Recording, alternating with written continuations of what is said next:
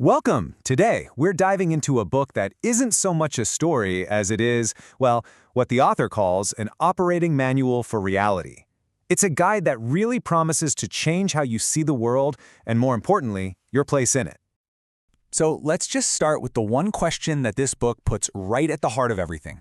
Ask yourself this: is your life something that is happening to you, or is it happening because of you? Seriously, your answer to that question changes absolutely everything. Today, we're going to unpack the core philosophy of the School for Gods. The author literally describes it as a map for escaping what feels like a predetermined fate. It's all about reclaiming your role, not just as a character in the story of your life, but as its author. All right, so the book's foundational idea is pretty radical. It's not presented as just a nice philosophy, but as a fundamental law of existence. The world you see, it's a mirror.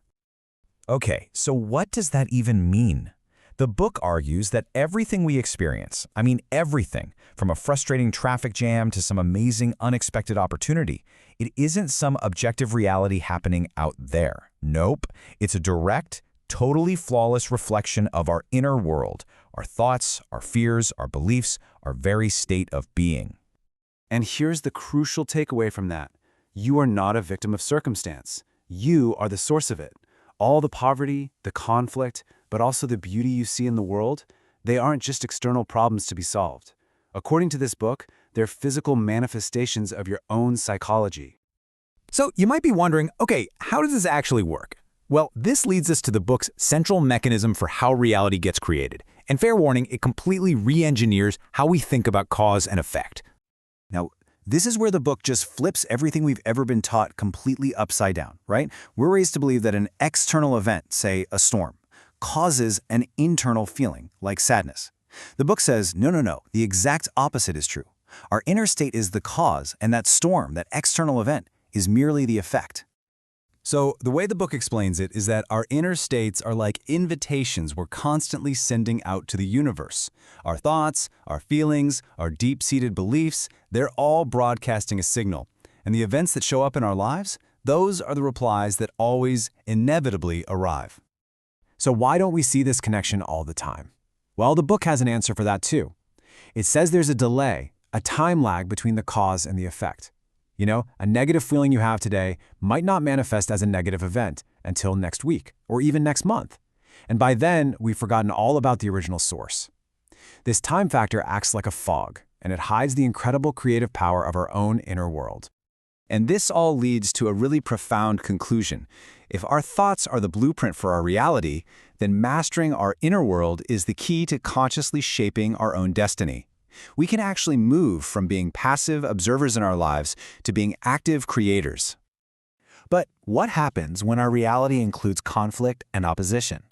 This brings us to one of the book's most challenging ideas, and it's all about the true role of your enemy. So instead of fearing your obstacles or fighting them or hating your opponents, the book commands us to see them as something else entirely, not as a barrier, but as a necessary tool for our own growth. Yeah, you heard that right. According to this law, your biggest challenges, that difficult boss, that financial crisis, they're actually your most powerful tools for growth. They are perfectly designed to show you your own limits so that you can transcend them. They aren't there to defeat you. They're literally there to make sure you win. Get this. The book states that your antagonist is there to measure your aim, your goal, your dream. But here's the twist. Aim is just an anagram of I am. And what that means is your challenges are a perfect match for the size of your being. A person who is a king on the inside dreams of a palace. His challenges will be king-sized. Your antagonist is a perfect reflection of who you are and who you're trying to become. So, how does all this philosophy apply to something really tangible like money and success? Well, the book's answer here is direct and honestly pretty uncompromising. The book presents this as an unshakable law. What you have on the outside is a direct result of who you are on the inside. You know, chasing wealth without first cultivating an inner state of abundance, it's like trying to see a reflection in a mirror that has nothing in front of it. It's just impossible. This is such a powerful metaphor. It emphasizes that you have to first cultivate that internal state of abundance, of integrity, of sovereignty, to see it show up in your life. The outer kingdom, the wealth, the success, the respect, That's just an inevitable consequence of the inner king. And this idea extends from just you as an individual to the whole collective. A nation's wealth isn't just about its resources, it's a direct reflection of that society's way of thinking, its values, its vision, its inner integrity. A shift in being has to come before a shift in having. So this brings us to the book's ultimate conclusion. If the world is just a reflection of us, then how in the world do we actually change it?